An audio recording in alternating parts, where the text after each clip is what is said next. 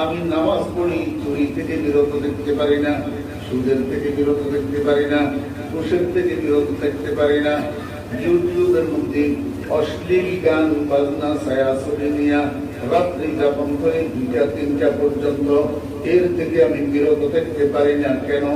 নামাজে আমার সাথে আল্লাহ পাকের সাথে তাআল্লুক পয়দা করে না। এটার কারণ কি? আল্লাহ পাক রব্বুল আলামিন বলেন, বান্দা তোমার নামাজের মধ্যে একটা জিনিসের অভাব আছে, সেই জিনিসটার আরবি নাম হলো খুশু'। ওয়াল্লাযীনা হুম আলা সালাওয়াতিহিম ইউহাফিজুন। বান্দা ফজরের নামাজ পড়লে তোমার সাথে তাআল্লুক মা আল্লাহ পয়দা হলো, যোহর পর্যন্ত তাআল্লুক মা আল্লাহ রইল, আবার যোহরের নামাজ পড়লে তাআল্লুক মা আল্লাহ নেই হইল, আসর পর্যন্ত। আলহামদুলিল্লাহ আলহামদুলিল্লাহ নাহমাদুহু ওয়া নাস্তাঈনুহু ওয়া নাস্তাগফিরুহু ওয়া নু'মিনু বিহি ওয়া নাতাওয়াক্কালু আলাইহি ওয়া না'উযু বিল্লাহি মিন শুরুরি আনফুসিনা ওয়া মিন সাইয়্যাতি আ'মালিনা। من يهد الله فلا مضل له ومن يضلل فلا هادي له.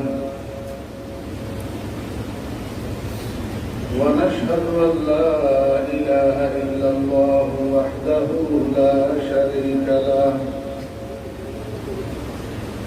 ونشهد أن سيدنا ومولانا محمدا عبده ورسوله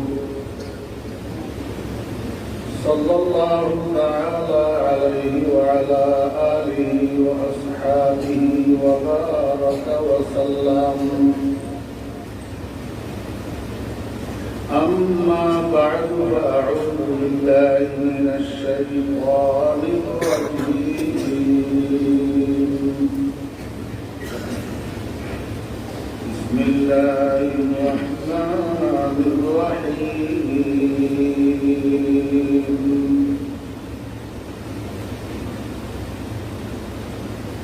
أولئك هم الوارثون الذين يرثون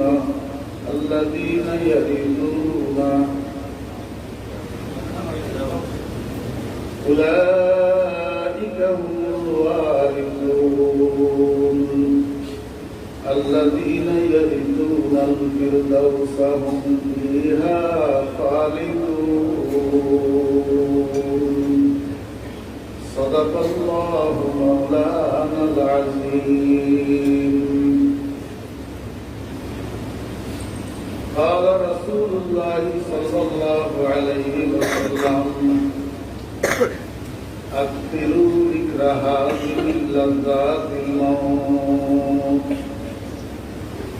وصدق رسوله النبي الأمي الكريم. ونحن على ذلك لمن الشاهدين والشاكرين. ربنا تقبل منا إنك أنت السميع العليم.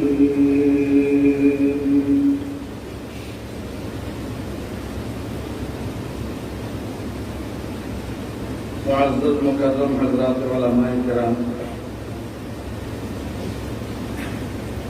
প্রাণাধিক প্রিয় ছাত্র ভাইয়েরা, সমাবেত সর্বস্তরের দিনদার মুসলমান ভাইয়েরা, মহান আল্লাহ রাব্বুল আলামিনের অপরিসীম দয়ার ইহসান আল্লাহ রাব্বুল আলামিন আমার মতো একজন নালায়েক গুনাহগার মানুষকে আপনাদের খেদমতে উপস্থিত হয়ে আপনাদের থেকে দোয়া নেওয়ার জন্য তৌফিক দিয়েছেন। এই জন্য আল্লাহ পাকের শুকর আদায় করছি, আলহামদুলিল্লাহ।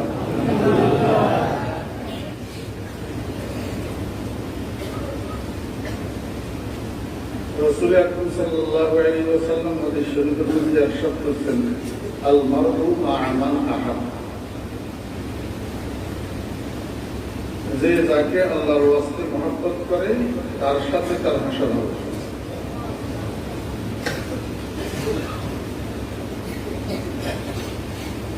ঈশ্বরগঞ্জের বাইতুল কোরআন মাদ্রাসার পরিচালক হযরতুল হাজ হাফেজ আহমদ আলী সাহেব দামাত বারাকাতুহুল আলিয়া আমাকে মায়া করে। কেন মায়া করে সেটা উনি জানেন, আমি জানি।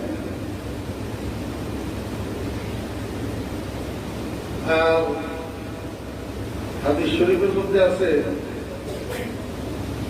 কেউ যদি কাউকে মহব্বত করে সেটা জানাই দেওয়া চাই। আমি রাসূল আকরাম সাল্লাল্লাহু আলাইহি ওয়াসাল্লামের এই হাদিসের উপরে আমল করার জন্য আমিও আমার নিজেরটা জানাইতেছি যে ইন্নী উহিব্বুহু লিল্লাহ, আমার কাছে এই মানুষটাকে মহব্বত লাগে। আমি আমার বাপের মতো ওনাকে ইজ্জত করি এবং মহব্বত করি।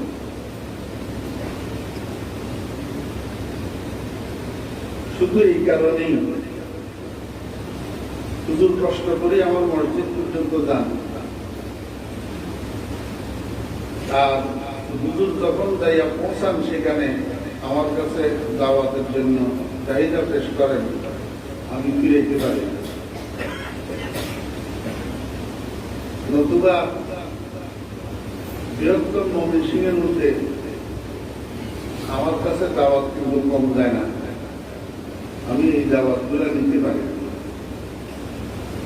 ইতিমধ্যে শুধু বালিয়া মাদ্রাসা ছাড়া আর তেমন দাওয়াত নেই নাই এই বছর। এটা আমার জন্য একটু দূরে হয়, কারণ আমি ফেনীতে থাকি, তো ঢাকায় থাকলে পারা যাবে।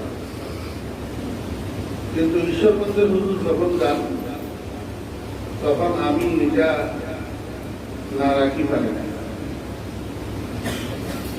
এটা লিল্লাহি মুহাব্বত। কিয়ামতের ময়দানে আল্লাহ পাক হুজুরকে যদি নাজাত দিয়া দেন, আল্লাহ হাবিব জনাব রাসূলুল্লাহ সাল্লাল্লাহু আলাইহি ওয়াসাল্লামের হাদিস যদি সত্য হয়, তো এই নালায়েকেরও এই ওসিলায় নাজাতের ওসিলা হইতে পারে। নতুবা আর তো আমাদের কোনো স্বার্থ নেই। আর কোনো স্বার্থ আছে? ঈশ্বরগঞ্জের হুজুর কি আমাকে টাকা দেয় না আমি ঈশ্বরগঞ্জের হুজুরকে টাকা দিই? কি বলেন? 10,000, 20,000, 50,000 টাকা হুজুর আমাকে দেয় না আমি হুজুরকে দিই? না আমাদের দুজনের একসাথে জমিন আছে, না একসাথে ব্যবসা বাণিজ্য, কিছু নেই।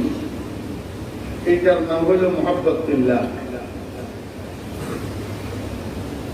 মান আহাব্বা লিল্লাহি ওয়া আবগাদা লিল্লাহ ফাকাদ ইসতাকমালাল ঈমান।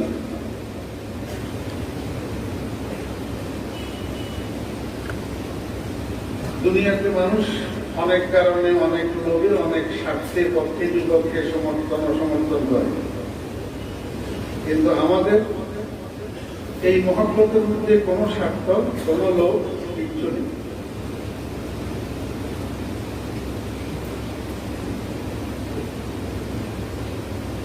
আল্লাহ পাকের শুকর, আলহামদুলিল্লাহ, আপনাদেরকে আল্লাহ পাক রব্বুল আলামিন আল্লাহর ঘর মসজিদের মধ্যে জীবনের কিছু মূল্যবান সময় একটা দ্বীনি মাহফিলের মধ্যে রাসূল আকরাম সাল্লাল্লাহু আলাইহি ওয়াসাল্লাম হযরত আবু হুরায়রা রাদিয়াল্লাহু আনহু বলেছেন, ইয়া আবু হুরায়রা, ইযা মারাতু বিরিয়াজিল জান্নাতি ফারতাউ। ক্বালা ওয়া মা রিয়াজুল জান্নাহ ইয়া রাসূলুল্লাহ? ক্বালা হিলাকুল যিকর আও কামা ক্বালা আলাইহি সাল্লাতু ওয়াসসালাম। আজকের এই মজলিসটা আল্লাহ পাকের স্মরণের মজলিস কিনা?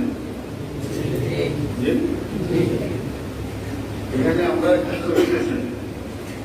আল্লাহ পাককে স্মরণ করতেছি, কেউ বলতেছি, কেউ শুনতেছি, মাঝে মধ্যে সবাই জিকির করতেছি, দরুদ শরীফ করতেছি, সুবহানাল্লাহ বলতেছি, আলহামদুলিল্লাহ বলতেছি। এটাই তো কাজ।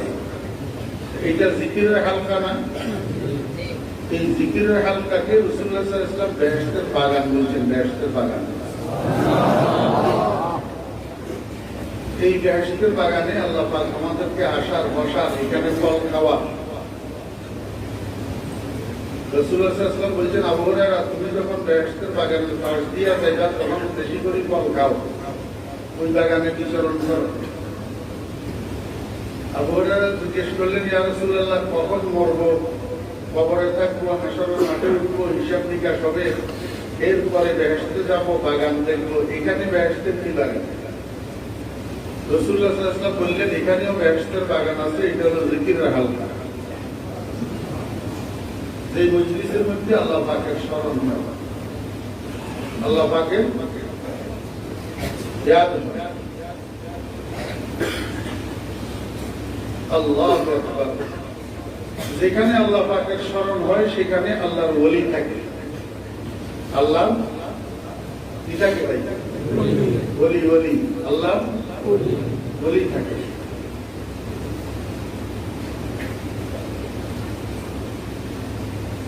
হযরত আব্দুল্লাহ ইবনে মাসউদ রাদিয়াল্লাহু আনহু-কে জিজ্ঞেস করা হয়েছে, মানিল ওলি, মানিল ওলি, হুজুর ওলি কারা? আল্লাহর ওলি কারা? আব্দুল্লাহ ইবনে মাসউদ রাদিয়াল্লাহু আনহু বলেন, ইযা রুকু যুকিরাল্লাহ, যে মানুষগুলোর চেহারার দিকে তাকাইলে আল্লাহর কথা স্মরণ হয়।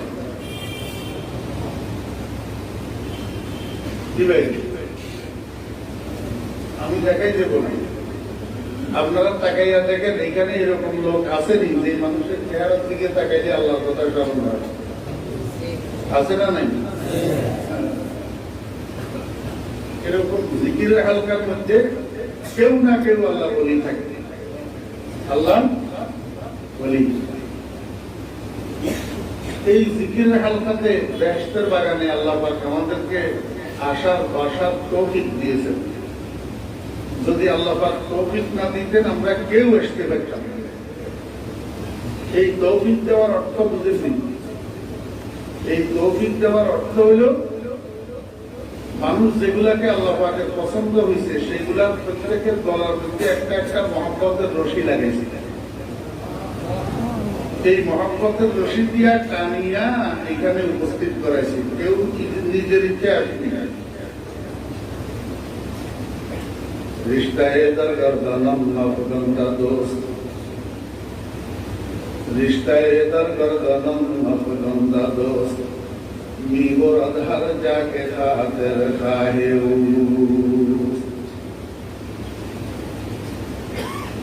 ছেলে বিদেশে যায়, মা বাড়িতে থাকে, জনগণের গলার মধ্যে একটা রশি বাঁধা থাকে। এই জন্য 2 বছর ছেলে বিদেশে থাকে, ওই মায়ের মহব্বতের রশি তারে শুধু বাড়ির দিকে টানে। স্বামী ময়মনসিংহ যায়, স্ত্রী বিদেশে থাকে, স্ত্রী বাড়িতে থাকে, জনগণের গলার মধ্যে মহব্বতের রশি বাঁধা থাকে। এই জন্য স্বামীরে খালি বাড়ির দিকে টানে। দুনিয়াতে কিছু কিছু মানুষ আছে, এদের গলার মধ্যে আল্লাহর মহব্বতের রশি বাঁধা থাকে। এই জন্য ফাসওয়াক্ত এই রশি তাদেরকে মসজিদের দিকে টানে। ও ভাই, জীবনের কোন এক মুহূর্তে হইলে এই মহব্বতের রশি টানিয়া তারে মক্কা মদিনায় নিয়ে পৌঁছায়। কোটি কোটি টাকা হইলে যাওয়া যায় না, আল্লাহর মহব্বতের রশি টানিয়া নিলে তো যাওয়া যায়। আমরা এখানে নিজের ইচ্ছে কেউ আসি নাই। আমার তালেবে এলো ভাইরা, আপনাদের মতো হাজার হাজার না, লক্ষ লক্ষ তরুণ যুবক রাস্তায় রাস্তায় ঘুরতেছে, গ্রামে গ্রামে ঘুরতেছে, শহরে বস্তায় ঘুরতেছে, কেউ চায়ের দোকানে মিশিয়ারি ঘুরতেছে, কেউ গাড়ির হেল্পারি করতেছে, কেউ ওয়ার্কশপে কাজ করতেছে, কেউ গ্যারেজে কাজ করতেছে, কেউ ওই যে এগুলা কি কয় না, এই গার্মেন্টস গুলাতে কাজ করতেছে। আপনারা যে এই কোরআন হাদিস লইয়া সকাল সন্ধ্যা কোরআন হাদিস গাটাগাটি করতেছেন, কেউ মাহবুবির উঠাইতেছেন, কেউ পাঞ্জাগাঞ্জ উঠাইতেছেন, কেউ পুজির উঠাইতেছেন, কেউ সাধারণা উঠাইতেছেন, কেউ কামসুর টাকায় উঠাইতেছেন, কত সুন্দর পরিবেশ, কি সুন্দর টুপি, কি সুন্দর জামা, আল্লাহ রহমতে কি সুন্দর খাওয়া দাওয়া, কি সুন্দর সম্মান। হ্যাঁ, এটা মনে করছেন, আপনি মনে করছেন আপনি আপনি আপনি গ্রহণ করছেন?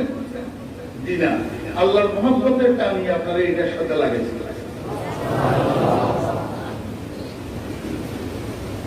إذا أراد الله بعبد خيرا استعمله الله. قالوا كيف استعمله الله يا رسول الله؟ قال يوفقه الله للعمل الصالح قبل الموت. قال رسول الله صلى الله عليه وسلم من يريد الله به خيرا يفقهه في الدين. العلم نور مقتبس من مشكاة مصابيح رسول الله صلى الله عليه وسلم جعله الله في قلوب عباده إن كان بواسطة البشر فكصبي وإلا فلا دين. যে কলবকে আল্লাহ পাক রব্বুল আলামিন ইলমের জন্য ইন্তেখাব করছে, ইস্তেফা করছে, আল্লাহ পাক সেই কলবের মানুষগুলোকে গলায় মহব্বতের রশি লাগাইয়া মাদ্রাসায় আনি ঢুকাইছে, সবগুলোরে ঢুকায় নাই।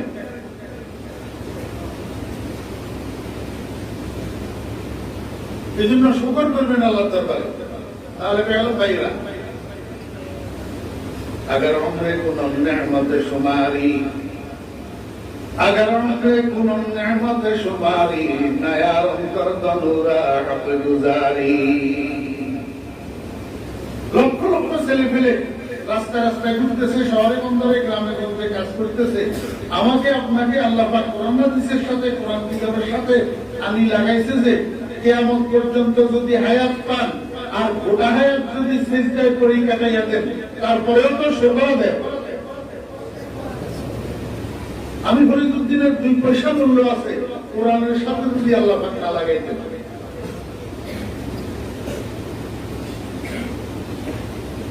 এই জন্য ভোর রাত্রে 4টার সময় ঘুম থেকে উঠি, কমপক্ষে 4 রাকাত তাহাজ্জুদের নামাজ পড়ি, আল্লাহর দরবারে বসে বসে কেন্দ্রে बतराए दानिश के बख्शी दीदे पेश मुत्तसिल करता बदरिया हाय खे। या अल्लाह, তোমার ইলমের অকুল সমুদ্র, আমার জরফটা ছোট, পাত্রটা ছোট, তুমি যদি এই পাত্রের মুখে তোমার ইলমের অকুল সাগরের সাথে লাগাইয়া না দাও, তো আমার এই কলম ইলম ধারণ করার উপযুক্ত না। দয়া করে তুমি আমাকে সেই সাগরের থেকে একটা ফোঁটা হইলেও দান করো। কাঁদবেন, চোখের পানি ফেলবেন। একটা ফোঁটা চোখের পানি যদি কবুল হয়, তো কোন সময় ইস্তেদাদ হয়ে যাবে, কিভাবে মালুমাত আসে যাবে আপনি কল্পনাও করতে পারবেন না। এত কথা, এত ইলম, এত জুজিয়াত, এত মালুমাত মানুষ বিলেখতিয়ার ইস্তেহজা করতে পারে না যদি রহমত খুদাবন্দি সামলে আল্লাহ। যালিকা ফাদলুল্লাহ ইউতিহি মান ইয়াশা।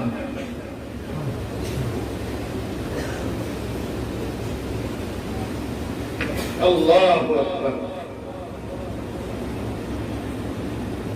এই জন্য সবাই আল্লাহ পাকের শুকর করি, আলহামদুলিল্লাহ। আল্লাহ পাক এই নুরানি মজলিসে বেহেশতের বাগানে আমাদেরকে আসার জন্য, বসার জন্য তৌফিক দান করছেন, আলহামদুলিল্লাহ। মাগরিবের পর থেকে আসার জন্য সময়ও কম, আর অন্য জায়গায় প্রোগ্রাম আছে, এই জন্য আমি খুব লম্বা কথা বলবো না।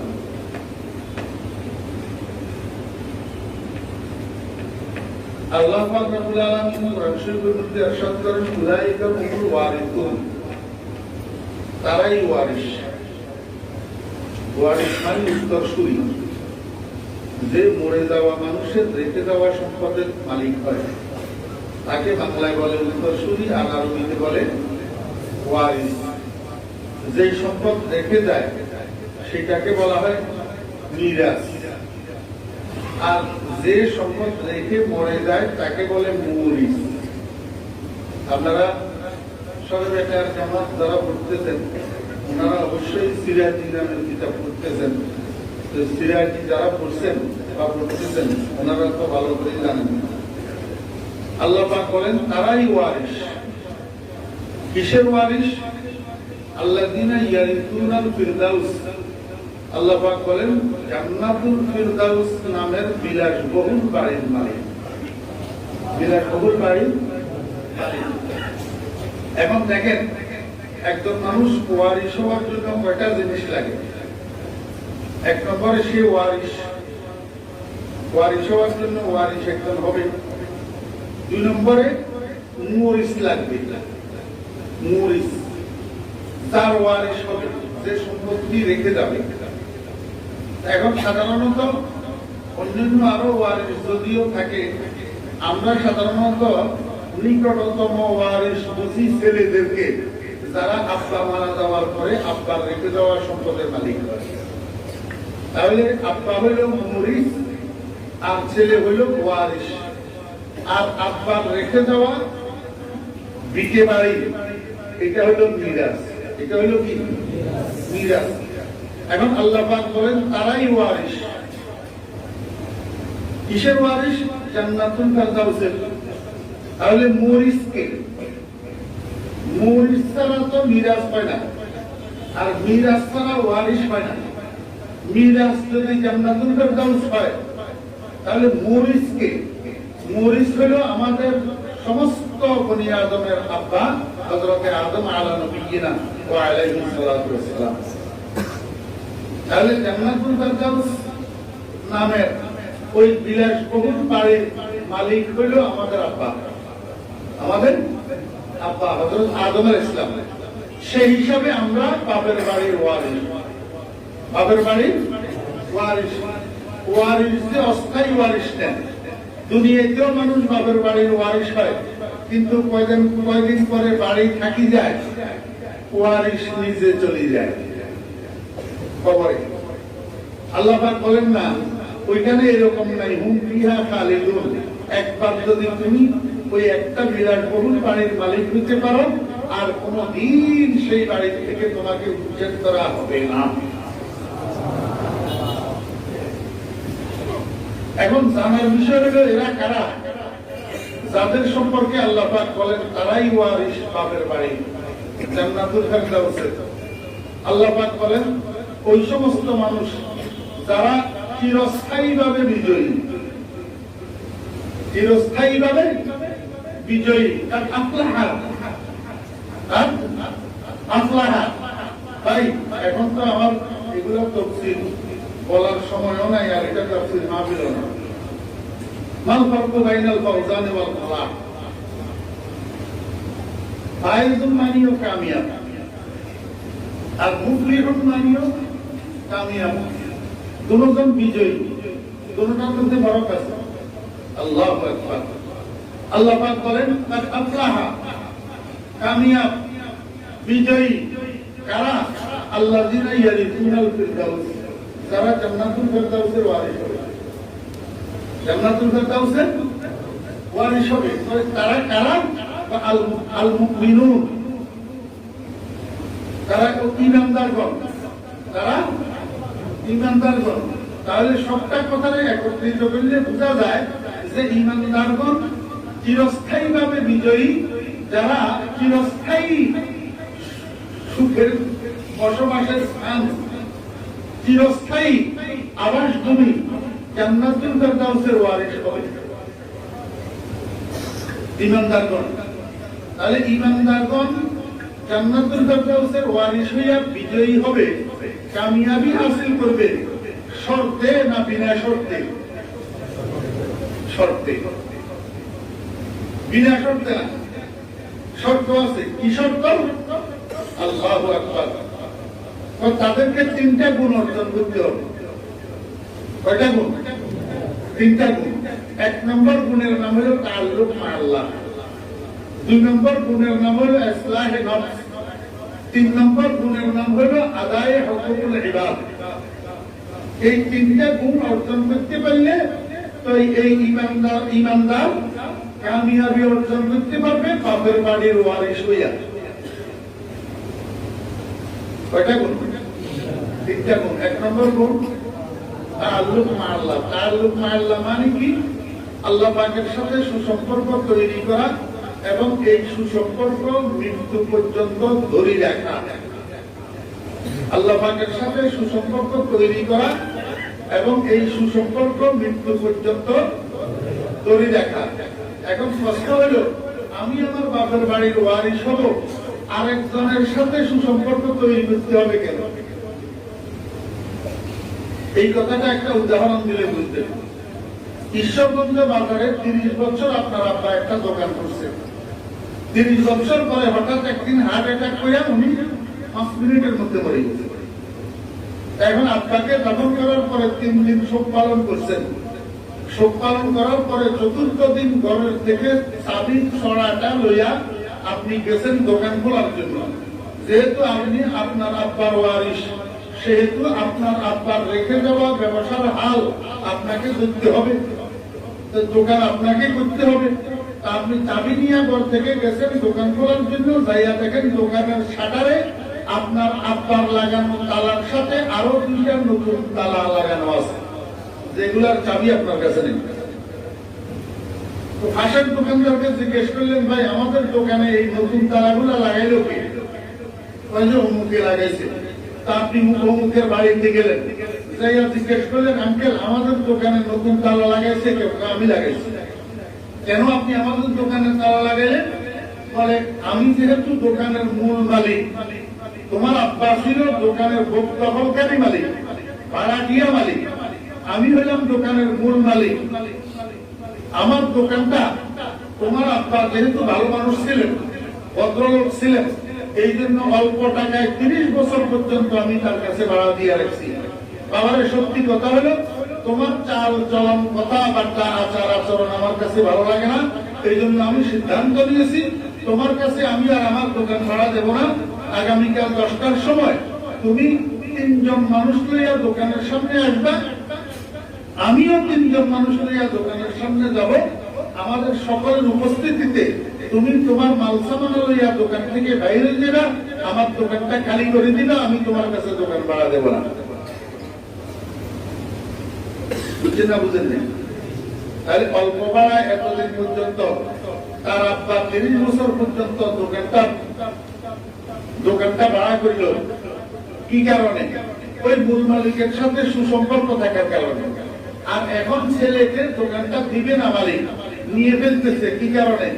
মূল মালিকের সাথে সুসম্পর্ক না থাকার কারণে। আল্লাহ পাক রব্বুল আলামিন বলেন, তোমার আব্বা আদম জান্নাতুল ফেরদাউসের মালিক, সেই কথা ঠিক, কিন্তু মূল মালিক না, ভোগ দখলকারী মালিক। মূল মালিক আমি আল্লাহ, মূল মালিক আমি আল্লাহ। তুমি তোমার আব্বা আদমের সন্তান হওয়ার পরেও, ইমানদার হওয়ার পরেও যদি আমার সাথে তোমার সুসম্পর্ক না থাকে, তুমি জান্নাতুল ফেরদাউসের ওয়ারিশ হতে পারবে না।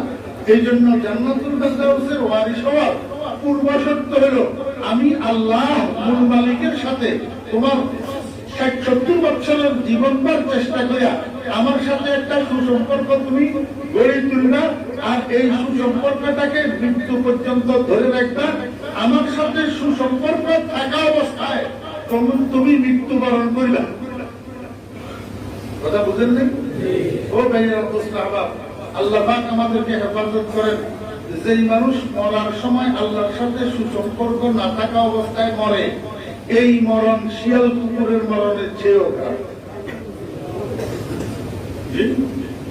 এটার নাম হলো তাআল্লুক মা আল্লাহ। এটার নাম কি? তাআল্লুক মা আল্লাহ। এরপরে হবে ইসলাহে নফস। 2 নম্বর গুণ অর্জন করতে হবে ইসলাহে নফস। তালবে আলম ভাইরা ভালো করে বলতেন, এখানে নফস শব্দের অর্থ হলো খোদ। নফস শব্দের অর্থ কি? খোদ মানে নিজে। ইসলাহে নফস মানে নিজেকে সংশোধন করা। বলে নিজেকে সংশোধন করতে হবে কেন? নিজেকে সংশোধন করতে হবে এই জন্য, পাপ যত বড় কিছু হোক না কেন, আর যত বড় মানুষের সুপারিশ হোক না কেন, নিজে যদি অনুপযুক্ত হয়, পাপের পরিচয়ে কিছু হয় না। নিজে যদি অনুপযুক্ত হয়, পর সুপারিশেও কিছু হয় না। কথা বুঝেন? গোলসুর একটার জন্য যদি চেয়ারম্যান সাহেব সুপারিশ করে, তো তো চেয়ারম্যান সাহেবের সুপারিশটা গরুচোর গরুচোরের জন্য ওসি সাহেবের কাছে গ্রান্টেড হয় না, গ্রহণযোগ্য হয় না। এটা চেয়ারম্যান সাহেবের ত্রুটি না, এটা যার জন্য সুপারিশ করা হয়েছে সে অনুপযুক্ত হওয়ার কারণে চেয়ারম্যান সাহেবের সুপারিশ ওসি সাহেব গ্রহণ করে না। কথা বুঝছেন না বুঝছেন না? কথায় কথা লম্বা হয়। রাসূল আকরাম সাল্লাল্লাহু আলাইহি ওয়াসাল্লামের সুপারিশ তো গ্রহণযোগ্য হয়নি। কথা মনোযোগ সহকারে শুনবেন এবং বুঝার জন্য খেয়াল করে শুনবেন। বুঝার জন্য খেয়াল করে না শুনলে অনেক কথা বিকৃত ভাবে বুঝে আসে, পরে সমালোচনা করবেন। এগুলো অন্যায় সমালোচনা হয়।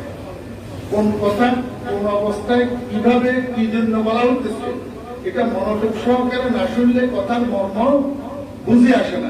তো পরে করবেন ফরিদুদ্দিন এমন তেমন মুশরিক।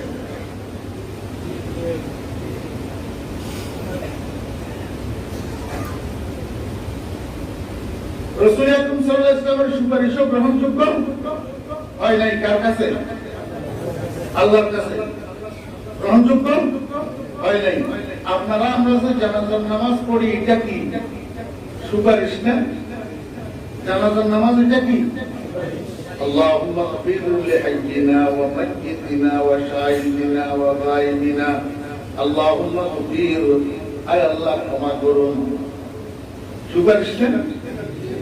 রাসূল আকরাম সাল্লাল্লাহু আলাইহি ওয়াসাল্লাম এই সুপারিশ করছিল তার জন্য আব্দুল্লাহ ইবনে উবাই ইবনে সালুলের জন্য।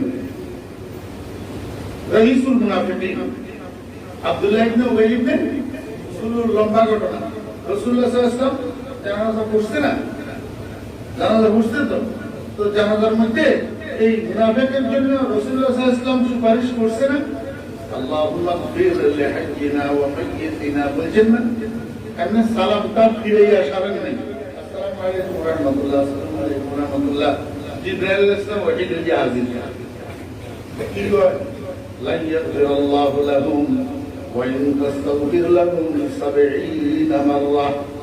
বন্ধু একবারে না সুপারিশ করছেন আল্লাহুম্মা গফির লিহাইয়িনা, এরকম ৭০ বার যদি সুপারিশ করেন তারপরেও আমি এই কম বক্তরে ক্ষমা করব না।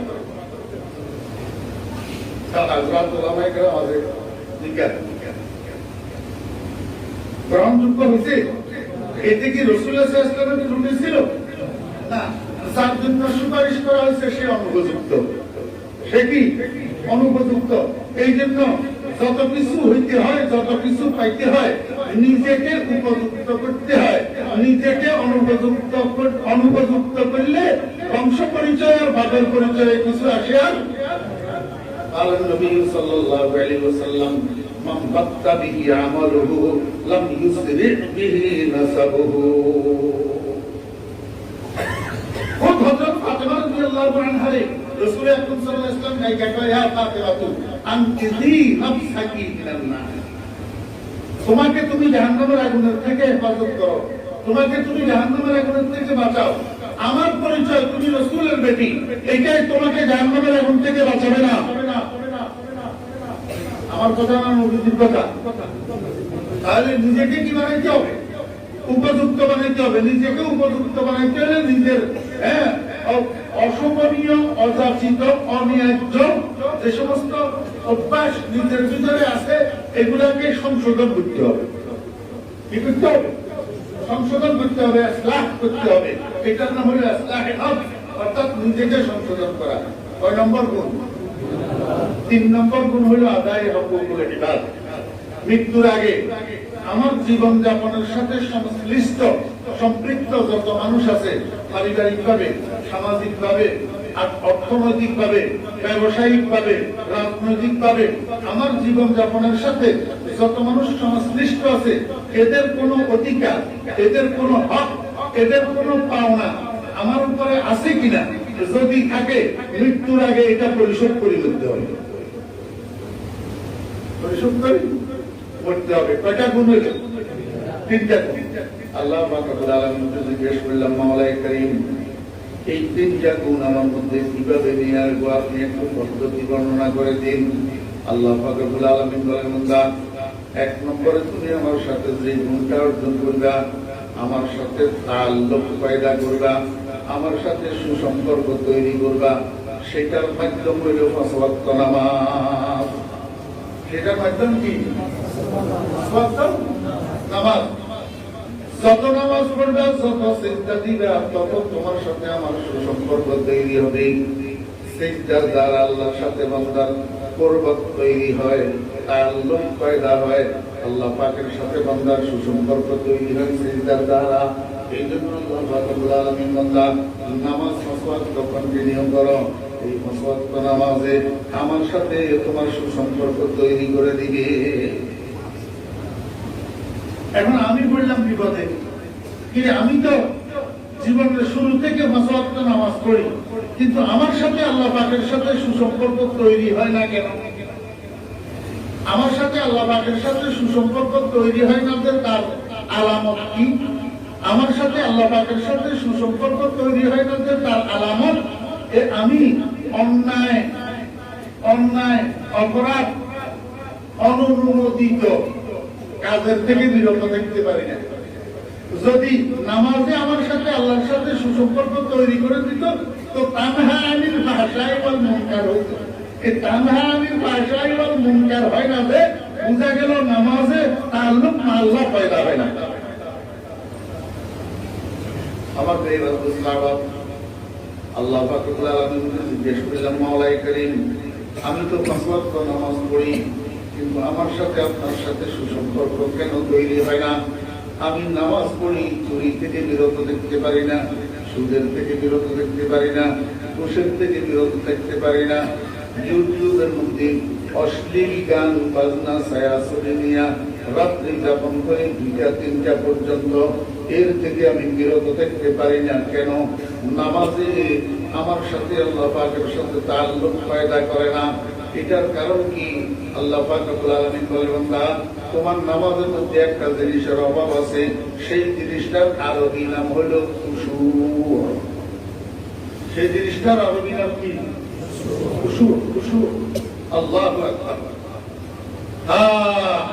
ও দোস্ত আহবাব, আমার তালেবে ইলম ভাইরা, খুশু এটা কি? আমরা তো স্বাভাবিকভাবে খুশুর আরবি শব্দ এটা অনুবাদ করি খুশু মানি বয়। খুশু মানি আশা ইয়াকশাউ, ডরনা, ভয় করা। আসলে খাওফ মানিও বয়, খশিয়ত মানিও বয়, খুশু মানিও বয়। ভয়ে ভয়ে ব্যস্তম আছে না? ভয়ে ভয়ে কি আছে? ব্যস্তম আছে। কতগুলা ভয় আছে যেই ভয়ের মধ্যে মনোযোগ থাকে না, মনোযোগ থাকে না। কতগুলা ভয় আছে যেই ভয়ের মধ্যে মহব্বত থাকে না। কতগুলা মহব্বত আছে যেই মহব্বতের মধ্যে ভয় থাকে না। আর কতগুলা মহব্বত আছে যেগুলোর মধ্যে ভয়ও থাকে, মহব্বতও থাকে। কতগুলা ভয় আছে যেই ভয়ের মধ্যে মনোযোগ থাকে। মনোযোগ। ও ভাই, আপনার সামনে যদি বিষধর সাপ একটা পড়ে, তা আপনি দৌড়াইবেন সাপের থেকে বাঁচার জন্য। কিভাবে দৌড়াইবেন? এইভাবে দৌড়াইবেন যে দৌড়ানোর সময়ও আপনার একটা মনোযোগ ওই সাপের দিকে নিবদ্ধ থাকবে। আমি কতটুকু আসলাম, সাপ কতটুকু আসলো, আমাকে কোনো ধরে ফেলতেছে নি, এরকম একটা ধ্যান সাপের দিকে কি থাকবে। যেই ভয়ের মধ্যে ধ্যান থাকে, মনোযোগ থাকে, সেই ভয়টার নাম হলো খুশু। সেই ভয়টার নাম কি? খুশু। তাহলে ধ্যান মিশ্রিত ভয়, ধ্যান মিশ্রিত ভয়, এটার নাম হলো খুশু। একজন মানুষ যখন নামাজ পড়ে, গোটা নামাজের সময়টার মধ্যে তার দিলের ভিতরে এই খুশুর নামের বস্তুটা থাকবে। এটা কি? আল্লাহ পাকের প্রতি ধ্যান মিশ্রিত আল্লাহ পাকের ভয় সারাক্ষণ তার কলবের মধ্যে বিরাজ করবে। এই খুশুটা যেই নামাজের মধ্যে থাকে, অর্থাৎ নামাজ পড়াকালীন যদি আল্লাহ পাকের ভয় মিশ্রিত ধ্যান লইয়া নামাজ পড়ে, সেই নামাজে তাকে আল্লাহ পাকের সাথে তাআল্লুক পয়দা করে দেয়। এই কথাটা আল্লাহ রাব্বুল আলামিন বলেছেন, আল্লাযীনা হুম ফি সালাতিহিম খাশিউন। আল্লাযীনা হুম ইউসাল্লুন ওয়াল যদি বলতেন আল্লাযীনা হুম ইউসাল্লুন, সত্য তারা নামাজ পড়ে, কিন্তু আল্লাহ পাক এই মতলব নামাজ পড়ার কথা বলেন নাই। আল্লাহ পাক বলছেন যারা নামাজের মধ্যে আল্লাহ পাকের ভয় মিশ্রিত ভাবে আল্লাহ পাকের দিকে ধ্যান রাখে, ধ্যান মিশ্রিত ভাবে আল্লাহ পাকের ভয় অন্তরের মধ্যে লইয়া নামাজ পড়ে, এই নামাজে তাকে আল্লাহ পাকের দিকে কুরবত পয়দা করে দিবে, তাআল্লুক মা আল্লাহ পয়দা করে দিবে। আজকে আমরা বাহ্যিকভাবে দৃশ্যত নামাজও পড়ি, আমরা চুরিও করি, নামাজও পড়ি, রাত্রদিন গান বাজনার মধ্যে ডুবে থাকি, নামাজও পড়ি, আল্লাহু আকবার, মিথ্যা কথাও বলি, নামাজও পড়ি, অন্যের বিরুদ্ধে মিথ্যা বদনাম করি, অন্যের বিরুদ্ধে মিথ্যা কহুমত করি। এই নামাজের তাআল্লুক মা আল্লাহ কোথা থেকে পয়দা হবে? কথা বুঝছেন না বুঝেন না? তাহলে এবার খোলাসা কালাম কি হলো? এক নম্বর গুণ তাআল্লুক মা আল্লাহ পয়দা করতে হবে, আল্লাহ পাকের সাথে সুসম্পর্ক তৈরি করতে হবে। আল্লাহ পাকের সাথে সুসম্পর্ক তৈরি করার মাধ্যম কি? খুশুওয়ালা নামাজ। খুশুওয়ালা নামাজ, খুশু মানে ভয় মিশ্রিত ধ্যান, ভয় মিশ্রিত ধ্যান। এখন আমরা যে নামাজ পড়ি, আমাদের নামাজের মধ্যে আল্লাহ পাকের ভয় মিশ্রিত ধ্যান থাকেনি, যদি না থাকে মৃত্যু পর্যন্ত পড়লেও তাআল্লুক মা আল্লাহ পয়দা হবে না। এই গুণটা অর্জন করতে হবে। এরপরে বলে এই গুণটাকে শুধু অর্জন করলে হবে না, শুধু অর্জন করলে হবে না, এটাকে মৃত্যু পর্যন্ত ধরে রাখতে হবে। কেন? কারণ নবী সাল্লাল্লাহু আলাইহি ওয়াসাল্লাম ইন্নার রাজুলা লা ইয়ামালু আমালা আহলিল জান্নাহ সুম্মা ইয়ামালু আমালা আহলিন নার ফায়ামুতু আলাইহি ফায়াদখুলুন নার ওয়া ইন্নার রাজুলা লা ইয়ামালু আমালা আহলিন নার সুম্মা ইয়ামালু আমালা আহলিল জান্নাহ ফায়ামুতু আলাইহি ফায়াদখুলুল জান্নাহ আও কামা ক্বালা নবী আলাইহিস সালাতু ওয়াস সালাম। আল্লাহ নবী জনাব রাসূলুল্লাহ সাল্লাল্লাহু আলাইহি ওয়াসাল্লাম বলেন, দুনিয়াতে কিছু কিছু মানুষ জীবনের শুরু থেকে শেষ পর্যন্ত সারাটা জীবন আল্লাহু আকবার জাহান্নামীদের আমল করছে, অর্থাৎ বদ আমলের মধ্যে লিপ্ত ছিল। জীবনের শেষ প্রান্তে আসি একটা জান্নাতের আমল করছে, একটা নেক আমল করছে, আর ওই নেক আমলের উপরে তার মরণ হয়েছে। আল ইবরাতু বিল খাওয়াতিম হিসাবে জান্নাতে চলে গেছে। আরেকটা মানুষ সারাটা জীবন নেক আমল করছে, জান্নাতের আমল করছে, জীবনের শেষ প্রান্তে যাইয়া একটা কুফরের মধ্যে লিপ্ত হয়ে গেছে, একটা শিরকের মধ্যে লিপ্ত হয়ে গেছে, একটা জাহান্নামের আমলের মধ্যে লিপ্ত হয়ে গেছে। নাউযুবিল্লাহ, ওই আমলের উপরে তার মৃত্যু এসে গেছে। আল ইবরাতু বিল খাওয়াতিম হিসাবে জাহান্নামে চলে গেছে। আমাদের দোস্তাবাব, এই জন্য নিজের ঈমান এবং নেক আমলকে মৃত্যু পর্যন্ত ধরে রাখার জন্য চেষ্টা করতে হবে। আল ইয়াযু বিল্লাহ, যখন বেঈমানের উপরে বদ আমলের উপরে মৃত্যুটা না হয়। আল্লাহ পাক রব্বুল আলামিন বলেন, বান্দা শুধু আমার সাথে তাআল্লুক পয়দা করলে হবে না, এই তাআল্লুক মা আল্লাহকে তুমি মৃত্যু পর্যন্ত ধরে রাখবা, যাতে তোমার মরণটা তাআল্লুক মা আল্লাহর উপরে হয়। আমি আল্লাহকে জিজ্ঞেস করলাম, মাওলাই করিম, এই তাআল্লুক মা আল্লাহকে মরণ পর্যন্ত ধরে রাখার মাধ্যম কি, কিভাবে ধরে রাখবো? আল্লাহ পাক রব্বুল আলামিন বলেন, বান্দা তাআল্লুক মা আল্লাহ পয়দা করার মাধ্যম নামাজ, আর এটাকে মৃত্যু পর্যন্ত কন্টিনিউ করার মাধ্যম নামাজ। বলে কন্টিনিউ কেমনে করবা? একটু সামনে যাই আল্লাহ পাক রব্বুল আলামিন বলেন, ওয়াল্লাযীনা হুম আলা সালাওয়াতিহিম ইউহাফিজুন। বান্দা ফজরের নামাজ পড়লে তোমার সাথে তাআল্লুক মা আল্লাহ পয়দা হইল, যোহর পর্যন্ত তাআল্লুক মা আল্লাহ রইল। আবার যোহরের নামাজ পড়লে তাআল্লুক মা আল্লাহ রিনিউ হইল, আসর পর্যন্ত রইল। আবার আসরের নামাজ পড়লে তাআল্লুক মা আল্লাহ রিনিউ হইল, মাগরিব পর্যন্ত রইল। মাগরিবের নামাজ পড়লে তাআল্লুক মা আল্লাহ রিনিউ হইল, এশা পর্যন্ত রইল। এশার নামাজ পড়ি ঘুমাইলা ফজর পর্যন্ত তাআল্লুক মা আল্লাহ রইল।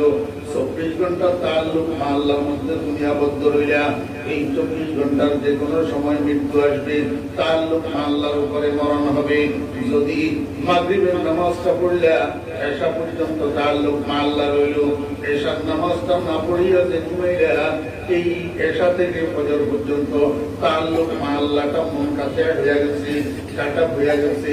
এই অবস্থায় যদি তোমার মরণ আসে, তাআল্লুক মা আল্লাহর উপরে মরণ হবে না, এই জন্য তাআল্লুক মা আল্লাহ মরণ পর্যন্ত ধরে রাখতে হইলে 5 ওয়াক্ত নামাজকে কন্টিনিউ করবা। শুক্রবারে জুমার নামাজ পড়লা, মাঝখানে 5 ওয়াক্ত নামাজ পড়লা না, আগামী শুক্রবারে আবার জুমার নামাজ পড়লা। এই সপ্তাহের মাঝখানে তোমার সাথে তাআল্লুক মা আল্লাহ নাই, এই তাআল্লুক মা আল্লাহর উপরে তোমার মরণ হইল না। তাআল্লুক মা আল্লাহ না থাকার উপরে তোমার মরণ হইয়া গেল। আল্লাহ পাক রব্বুল আলামিন বলেন, বান্দা 1 নম্বর গুণ যেটা তুমি অর্জন করবা সেটা হলো তাআল্লুক মা আল্লাহ। এই তাআল্লুক মা আল্লাহকে নামাজকে কন্টিনিউ করার মাধ্যমে মৃত্যু পর্যন্ত ধরে রাখতে হবে, তবেই তুমি হইবা উলাইকা হুমুল ওয়ারিসুন। আমার ভাইরা বুঝতে 2 নম্বর গুণ যেটা আমাদের অর্জন করতে হবে এটা হলো ইসলাহে নফস। নিজেকে সংশোধন করতে হবে। নিজেকে সংশোধন কিভাবে করবো? রব্বুল আলামিনকে জিজ্ঞেস করলাম, মাওলা আমি আমাকে কিভাবে সংশোধন করব? আমার আল্লাহ পাক আমাকে বলেন, বান্দা তোমার 3.5 শরীরের মধ্যে 3টা অঙ্গ আছে, গুরুত্বপূর্ণ অঙ্গ। এই 3টা অঙ্গকে যদি সংশোধন করতে পারো তো তুমি কমপ্লিট সংশোধিত হয়ে যাবে, তোমার কমপ্লিট ইসলাম হয়ে যাবে। একটা অঙ্গ হলো তোমার লিসান, বাক শক্তির মেশিন, তোমার জিহ্বা।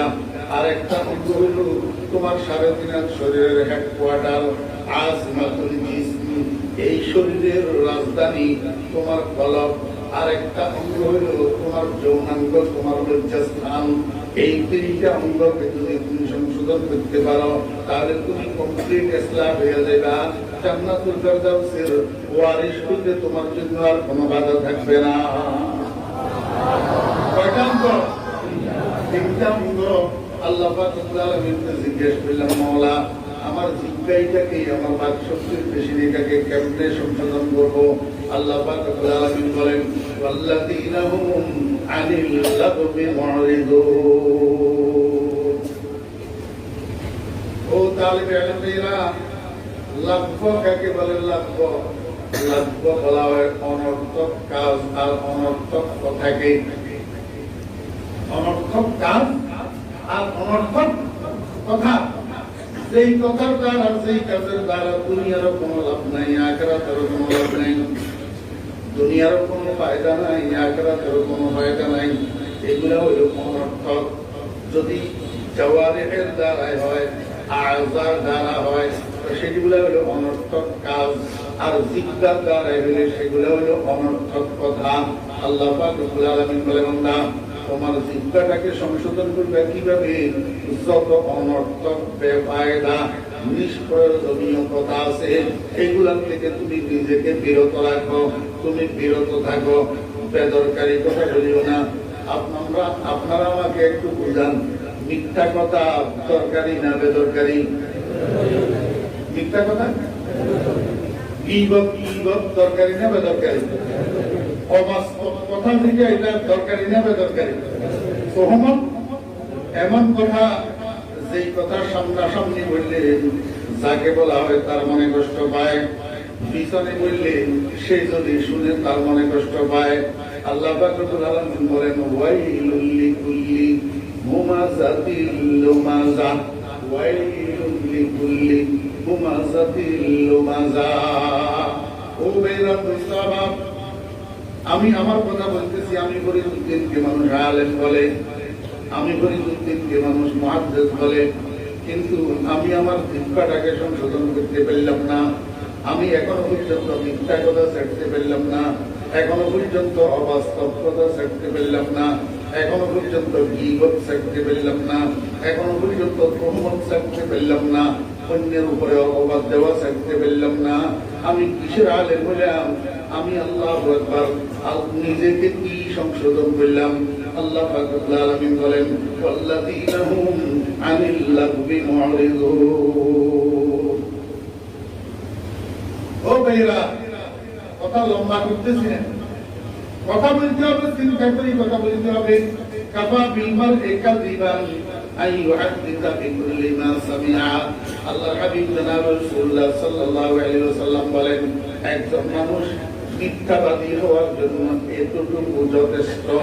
এক জায়গায় একটা কথা শুনলো, যাচাই বাছাই না কইরা আরেক জায়গায় যাইয়া বলে দিল অমুক এমন তমুক তেমন, কিন্তু যাচাই করার দরকার ছিল আসলে কথাটা কতটুকু বাস্তব, কথাটা কতটুকু সত্য। যাচাই বাছাই না করি আরেক জায়গায় শোনা কথা যেভাবে শুনলো সেভাবে বলল। আল্লাহ হাবিব বলেন এই কাজটাই তার মিথ্যাবাদী হওয়ার জন্য যথেষ্ট। এই জন্য মুখের থেকে কথা বাহির করার আগে এটাকে চিন্তা করি, ভাবিয়া বাহির করতে হবে। কারণটা কি কারণ? আল্লাহ দেখো না, তুমি তোমার এখন পকেটের মধ্যে রেকর্ডার, মোবাইলের মধ্যে রেকর্ডার আছে, আল্লাহ বলবার সিসিটিভির ভিতরে রেকর্ডার। তুমি কথা বলতেছ, খেয়ালও করো নাই সেখানে সিসিটিভি লাগানো। আরেকজনের পাশে মোবাইলে ভয়েস রেকর্ডার অন করে বসে রয়েছে, তুমি খেয়াল করো নাই, যা বলছো তা রেকর্ড হয়ে গেছে। আমি ফরিদুদ্দিন জানি না, আমি যে এখন বয়ান করতেছি কত শত মোবাইলে আমার কথাগুলা রেকর্ড হয়ে যেতেছি, আমি জানি না। ও দোস্ত বাবেরা, আল্লাহ পাক রব্বুল আলামিন বলে, বান্দা তুই গাদানি, যদি দুনিয়ার মানুষ তোর অজান্তে তোর অপচরে তোর কথাগুলাকে এরকম রেকর্ড করতে পারে, আমি আল্লাহ কোন রেকর্ডের ব্যবস্থা বুঝি রাখি নাই। মা ইয়ালফিযু মিন কাওলিন ইল্লা লাদাইহি রাকীবুন আতীদ। সাবধান, কথা যেটা বলতেছ এটাকে কিয়ামতের ময়দানে সাব্যস্ত করতে পারবে কিনা তোমরা সব মানুষের জন্য। ও দোস্ত বাবা, আমি আমার কথা বলতেছি, আমি ফরিদুদ্দিনের জন্য আল্লাহ পাকের আদালত আছে না নাই? আপনাদের সকলের জন্য আল্লাহ পাকের আদালত আছে না নাই? ও দোস্ত, আমি যদি এখন বলি আল্লাহু আকবার, বাইতুল কোরআন মাদ্রাসা মোকাম হুজুর এমন এমন, ফরিদুদ্দিন এমন, হুজুর এমন, হুজুর এমন, এই কথাটা আমি কিয়ামতের ময়দানে আল্লাহ পাকের আদালতে সাব্যস্ত করতে হবে কিনা? যদি সেখানে এই কথাটা সাব্যস্ত করতে না পারি, তো দোস্ত আমি ফরিদুদ্দিনের শাইখুল হাদিস গিরি যাবে কোথায়, পীরগিরি যাবে কোথায়, আলেমগিরি যাবে কোথায়? যদি আল্লাহ পাকের আদালতে আমার বিরুদ্ধে মামলা হয়, আমি একজন নির্দোষী মানুষকে দোষী সাব্যস্ত করে দিলাম, এটাকে কিয়ামতের ময়দানে আল্লাহ পাকের আদালতে সাব্যস্ত করতে হবে। এই কথাটা মনের মধ্যে রাখি, কথা বলতে হবে। মা ইয়ালফিযু মিন কাওলিন ইল্লা লাদাইহি রাকীবুন আতীদ। প্রত্যেকটা কথা ফেরেশতারা, আল্লাহ পাকের ফেরেশতারা গণনা করিয়া রেকর্ড করে, গণনা করতেছে, রেকর্ড করতেছে। এই জন্য মুখের থেকে কথা বাহির করতে সাবধান। কিরামান কাতিবিনা ইয়ালামুনা মা তাফআলুন। অবশ্য তাহলে এক নম্বরে সংশোধন করতে হবে কি? জিদ্দা। সংশোধন করতে হবে জিদ্দা। এই জিদ্দাকে সেখানে যেভাবে সেভাবে ব্যবহার করা যাবে না, সেখানে যেভাবে সেভাবে কথা বলা যাবে না। এই কথারও একটা হিসাব আল্লাহর কাছে দিতে হবে। জিদ্দারে তরুতাজা রাখতে হবে সবসময়। কি দিয়া? দুইটা জিনিস, একটা জিকির আর একটা কোরআন তেলাওয়াত। একটা জিকির আর একটা কোরআন তেলাওয়াত, এই দুই জিনিসের দ্বারা জিব্বা তরুতাজা থাকে। কথা তো লম্বা হবে, এই জন্য খুঁজতে পারতেছি না। হ্যাঁ, দুই জিনিসের দ্বারা জিব্বা তরুতাজা থাকে। এই জিকিরের দ্বারা আর কোরআন তেলাওয়াতের দ্বারা জিব্বাকে সবসময় তরুতাজা রাখতে হবে। তো এই জিব্বা দিয়ে আর গীবত বাইর হবে না, তোহমত বাইর হবে না। আল্লাহ। দুই নম্বর কলব, এটাই শরীরের হেডকোয়ার্টার, রাজধানী। আল্লাহ হাবিব জনাব রাসূলুল্লাহ সাল্লাল্লাহু আলাইহি ওয়াসাল্লাম ইরশাদ করেছেন, হে দুনিয়ার মানুষেরা, তুমি যত ভালো করো, যত মন্দ করো, সবগুলা আল্লাহু আকবার উৎপাদন কেন্দ্র হইল কলব। প্রথম এইখানে উৎপাদন হয়, এখান থেকে উৎপাদন হইয়া দেমাগের মধ্যে যায়, দেমাগের থেকে এইবার চোখের মধ্যে আসে, কানের মধ্যে আসে, মুখের মধ্যে আসে, হাতের মধ্যে যায়, পায়ের মধ্যে যায়। সেখান থেকে নেক আমলগুলা বাস্তবায়িত হয় অথবা গুনাহগুলা বাস্তবায়িত হয়। উৎপাদন কেন্দ্র হইল তোমার কলব। এই জন্য আল্লাহর হাবিব বলেন ইজা সালুহাত সালুহাল জাসাদু কুল্লুহু ওয়া ইজা ফাসাদাত ফাসাদাল জাসাদু কুল্লুহু। এই জন্য কলবটাকে সংশোধন করো, কলবটাকে কি করো? সংশোধন করো। ও বেরা মুস্তাহাব, গুনাহ করতে করতে কলবের মধ্যে রোগে ধরে। কলবের মধ্যে কি ধরে? রোগে ধরে। শরীর যেরকম চিকিৎসা করা লাগে, কলবকে এরকম চিকিৎসা করা লাগে। এই কলবকে চিকিৎসা করাটা হইল কলবের ইসলাহ করা, কলবকে চিকিৎসা করা হইল কলবকে সংশোধন করা। আল্লাহু আকবার। এই জন্য আল্লাহ পাক বলেন ওয়াল্লাযীনা হুম লিয-যাকাতি ফাঈলুন। তাসকিয়ায়ে কলব যারা করে, যারা মৃত্যুর আগে নিজের কলবকে আমরাজে বাতিনাত থেকে, আমরাজে কলবিয়াত থেকে নিজের কলবটাকে পবিত্র করতে পারে, ওই সমস্ত মানুষ কামিয়াব। আফলাহা মান তাযাক্কা, আফলাহা মান যাক্কাহা। আমার ভাইরা দুস্তাহাব, হাদিস শরীফের দিকে তাকাইলাম, কলবকে পবিত্র বানানো, কলবকে চিকিৎসা করার, কলবকে সংশোধন করার মেডিসিন কি কি? আল্লাহু আকবার। সামগ্রিক পর্যালোচনার দ্বারা মৌলিকভাবে 4টা মেডিসিন পেলাম। কয়টা মেডিসিন? 4টা মেডিসিন।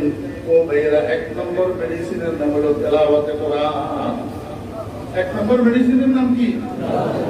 রাসূলুল্লাহ সাল্লাল্লাহু আলাইহি ওয়াসাল্লাম ইন্না হাযিল কুলুবা তাসদাউ কামা ইয়াসদাউল হাদীদু ইযা আসাবাহুল মা قيل وما جلاؤها يا رسول الله قال كثرة ذكر الموت وتلاوة القرآن وفي رواية وتلاوة القرآن أو كما قال النبي عليه الصلاة والسلام। কোরআন শরীফের তেলাওয়াতের দ্বারা কলব পরিষ্কার হয়।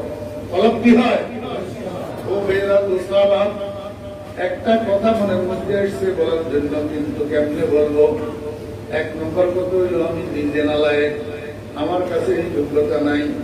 ও দুস্তাহাবেরা, তারপরেও একটু বলার জন্য সাহস করি। কিছু উদীয়মান তালেবে ইলম ভাইয়েরা আছে, মন্না দানম সুমা হাজার বাগুনের। আমরা তো পারি নাই, আপনারা চেষ্টা করে যদি পারেন, একটু মেহনত করেন, ইনশাআল্লাহ। ও ভাইয়েরা দুস্তাহাবেরা, কলব যে পরিষ্কার হইতেছে বা কলব যে পরিষ্কার হয়েছে, এটা বুঝবেন কেমনে? যখন নামাজের সিজদায় যাবেন তখন বুঝে আসবে কলব পরিষ্কার হইল কি হইল না।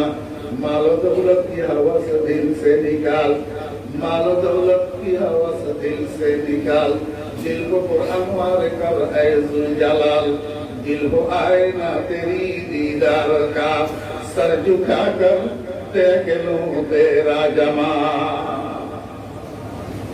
এই কলবিটাকে আল্লাহ পাক রব্বুল আলামিন বানাইছি, একটা পরিষ্কার পরিচ্ছন্ন আয়নার মতো বানাইছি। একটা আয়না যখন পরিষ্কার পরিচ্ছন্ন থাকে, তখন আয়নার সামনে যে দাঁড়ায় তার চেহারাটা পরিষ্কার দেখা যায়, তার শরীরটা পরিষ্কার দেখা যায়। একটা গ্লাস যদি পরিষ্কার পরিচ্ছন্ন হয়, গ্লাসটা মাঝখানে পার্টিশন লাগাইলে একদিক থেকে তাকাইলে আরেক দিক দেখা যায়।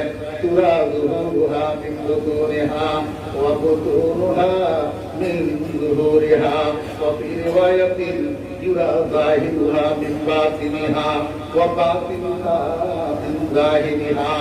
একটা পরিষ্কার গ্লাসের দিকে তাকাইলে একদিক থেকে আরেক দিক দেখা যায়, কিন্তু কখন?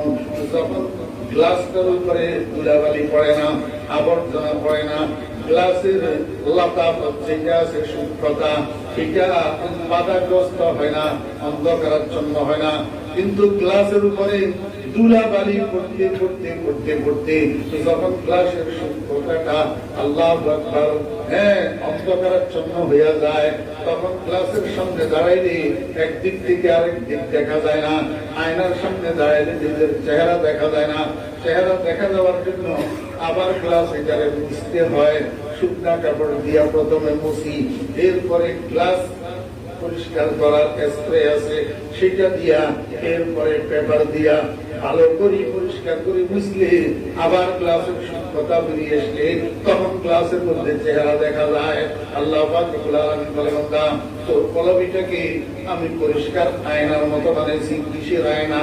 দুনিয়ার আয়নার মধ্যে দুনিয়ার মানুষের চেহারা দেখা যায়, আর দুই মানুষের কলবের মধ্যে কলবের আয়নার মধ্যে আমি আল্লাহ পাক রব্বুল আলামিনকে দেখা যায়। এই জন্যই তো নামাজকে মেরাজ বলা হয়। নামাজকে মেরাজ বলা হয় কি জন্য? এই জন্য আমাদের দাদা পীর কটিয়া মাদ্রাসার প্রতিষ্ঠাতা হযরত মুফতি আজিজুল হক সাহেব নব্বরাল্লাহু মারকাদাহু, মুফতি আজিজুল হক সাহেব নব্বরাল্লাহু মারকাদাহু আমার তেরা দোস্তাবাব আজিজি রহমত কদর ইয়া বাহাদে জমিরি ফরজ কা বারিশ বাদে। মুফতি আজিজুল হক সাহেব রহমাতুল্লাহি আলাইহি আল্লাহর দরবারে রাত্রি তাহাজ্জুদ নামাজের পরে বসে বসে কাঁদেন, কি বলেন? মাল দৌলত কি হাওয়া সে দিল সে নিকাল, ইয়া আল্লাহ দুনিয়ার মাল দৌলতের মোহাব্বত, দুনিয়ার মাল দৌলতের লোভ লালসা, দুনিয়ার মাল দৌলতের খায়েশ আর চাহিদা আমার অন্তর থেকে বাহির করে দাও। মাল দৌলত কি হাওয়া সে দিল সে নিকাল, দিল কো কুরআন মারে কর আয়জুল জালাল। আয় আল্লাহ আমার দিলটাকে, আমার কলবটাকে তোমার নূরে ওয়াহদাতের দ্বারা মুনাফফর করে দাও, তোমার ওয়াহদাতের আলোর দ্বারা আমার কলবটাকে আলোকিত করে দাও। আমি এই কলবটাকে লইয়া যখন নামাজে দাঁড়াবো, এই কলবটাকে লইয়া যখন আমি সিজদায় যাব, দিল হো আয়ে না তেরি দীদার কা সর ঝুকা কর দেখ লো তেরা জামাল। আয় আল্লাহ আমি এই কলবটা লইয়া যখন সিজদায় যাব, তো আমার কলবটা তোমার দিদারের আয়না হইয়া যাবে, আর আমি সিজদার মধ্যে তোমার দিদার লাভ করতে থাকবো। বান্দা যখন সিজদা করে পরিষ্কার পরিচ্ছন্ন কলব লইয়া, বান্দা যখন সিজদা করে আল্লাহ পাক রব্বুল আলামিন কুদরতের কদম বাড়াইয়া দিয়া কয়, বান্দা তোরা তো সম্মানের কপাল মাটিতে পড়বি, আমি বরদাশত করতে পারি না, আমার কুদরতের কদম দিলাম, আমার কদমের উপরে সিজদা কর। বাজাহের সাজদা গামা সবার জমিবু বাবাতেন মসজিদ শার সে বরিবু। আল্লাহ পাকের কুদরতের কদমের উপরে যখন বান্দার সিজদা পড়ে, আল্লাহ পাকের নূরে ওয়াহদাত, আল্লাহ পাকের নূরে মারফত বান্দার চোখের সামনে ভাসি ওঠে। কলবের চোখ, কলবের চোখ, চামড়ার চোখ না দুস্তাবাব। বাজাহের চশমে সুরত বি গনুদা, বাজাহের চশমে সুরত বি গনুদা, ওয়ালের চশমে দিগর দর দিল কুশুদা। আমাদের কাছে চামড়ার দুটা দুটা চোখ যেরকম আছে, এরকম দুটা দুটা কলবের চোখ আছে। আমাদের দুটা দুটা কলবের চোখ আছে। কলবের চোখগুলো সবাই খোলে না, আল্লাহর ওলিদের খোলে, রিয়াজত ওয়ালাদের খোলে, মুজাহিদ ওয়ালাদের খোলে, আল্লাহু আকবার মারফত ওয়ালাদের খোলে, তাহাজ্জুদ ওয়ালাদের খোলে, জিকির ওয়ালাদের খোলে, মুরাকাবা ওয়ালাদের খোলে, আল্লাহু আকবার ওয়াকিল ওয়ালাদের খোলে, তাশহিদ ওয়ালাদের খোলে, আল্লাহর ওলিদের খোলে। ওই কলবের দুইটা চোখ, এই কলবের দুইটা চোখ যখন খোলে সিজদার ভিতরে, ওই চোখ দিয়া কলবের আয়নার মধ্যে আল্লাহর আশিকেরা, আল্লাহর ওলিরা পুস্তকানে খঞ্জরে তসলি মেরা হর জামান ইয়াবত সে জানে দিগরা, পুস্তকানে খঞ্জরে তসলি মেরা হর জামান ইয়াবত সে জানে দিগরা, পুস্তকানে ইশকরা জানে দিগর হর জামান গায়বে ইহসানে দিগর। আমি আপনাদেরকে বুঝাইতে চেয়েছিলাম, ও ভাইরা, কলব যে সংশোধন হয়েছে তার প্রমাণ হবে কি? তার প্রমাণ হবে সিজদায় গেলে মজা লাগবে, মাথা উঠে মনে চাইবে না। আর কলব যদি সংশোধন না হইয়া যায়, তো মুরগি যেরকম আদার ফুটে খাদ্য খায়, এরকম টুকুর টুকুর মাথা উঠে ফেলবে। কলবের সিজদার মধ্যে কলবের মজা আসবে না। সিজদার মজা, সিজদা কি মজা! আল্লাহ ও ভাইরা দোস্তারা, এই কলবকে সংশোধন করার এক নম্বর মেডিসিন হলো কোরআন শরীফের তেলাওয়াত। কোরআন শরীফের কাসরাতু যিকরিল মাউত ওয়া তিলাওয়াতুল কুরআন আও ওয়া তিলাওয়াতুল কুরআন। কোরআন শরীফের তেলাওয়াতের দ্বারা এনজিলায়ে কলব হয়, কলব পরিষ্কার হয়, কলব আলোকিত হয়, কলবের পরিচিকা দূর হয়। এখন আল্লাহ মাফ করুক, এই কোরআন শরীফের তেলাওয়াত তো আমাদের মধ্যেই কমে গেছে। আর সর্বসাধারণ মানুষের কথা কি বলবো, আমরা নিজেরাই তো সূরা ইয়াসিনটা পর্যন্ত প্রচারণ করে তেলাওয়াত করি না। ও তালিবে আলেম ভাইরা, বিশেষ করে যারা হাফেজ ভাইরা আছেন, কোরআন শরীফ তেলাওয়াতকে নিজের জন্য কম্পালসারি করে নেবেন, কম্পালসারি করি।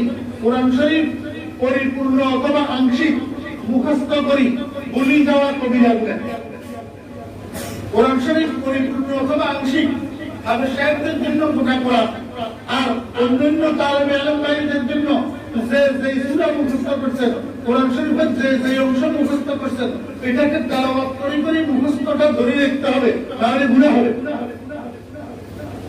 আমার ভাইরা, তুমি সাহাবারা, রাসূল আকরাম সাল্লাল্লাহু আলাইহি ওয়াসাল্লাম ইরশাদ করেছেন, قال النبي صلى الله عليه وسلم تعاهدوا القرآن فإنه أشد تفصيا من الإبل أو كما قال النبي عليه الصلاة والسلام।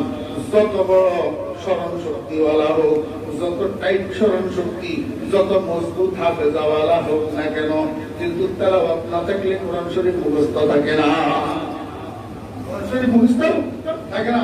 এই জন্য বেশি বেশি কোরআন শরীফ তেলাওয়াত করবো ইনশাআল্লাহ। আল্লাহ আমাদেরও তৌফিক দান করেন, আপনাদের সবাইকে তৌফিক দান করেন। অল্প হলেও যারা সাধারণ ভাইয়েরা আছেন, আলেম না, তালেবে ইলম না, আপনারাও এই আলহামদুলিল্লাহ থেকে আলহামদুলিল্লাহ পর্যন্ত যে 11টা সূরা আছে, এগুলা তো মুখস্থ জানেন। দোকানের ক্যাশে বসে বসে মুখস্থ এই সূরাগুলো তেলাওয়াত করেন না। আউযু বিল্লাহি মিনাশ শাইতানির রাজীম, বিসমিল্লাহির রহমানির রহিম। ألم تر كيف فعل ربك بأصحاب الفيل ألم يجعل كيدهم في تضليل وأرسل عليهم طيرا أبابيل ترميهم بحجارة من سجيل فجعلهم كعصف مأكول। প্রত্যেক হরফে 10টা নেই, প্রত্যেক হরফে 10টা নেই। قل هو الله أحد الله الصمد لم يلد ولم يولد ولم يكن له كفوا أحد। তিনবার পড়লে এক খতম কোরআন শরীফের সওয়াব, তিনবার পড়তে 3 মিনিট লাগে, আর এক খতম কোরআন শরীফ পড়তে আল্লাহু আকবার কমপক্ষে আল্লাহু আকবার ঘন্টায় 3 পারা যদি হয় তাহলে 30 পারা 1 ঘন্টা লাগে। কয় ঘন্টা? 10 ঘন্টা। তো 10 ঘন্টা যদি লাগে কমবেশ এক খতম কোরআন শরীফ পড়তে, সেই 10 ঘন্টার সওয়াবটা 3 মিনিটে পাইতেছেন। আজকে আমি শুনি বাজারেরা কে ভাইয়া কেবল মিহরি গুলজারেরা।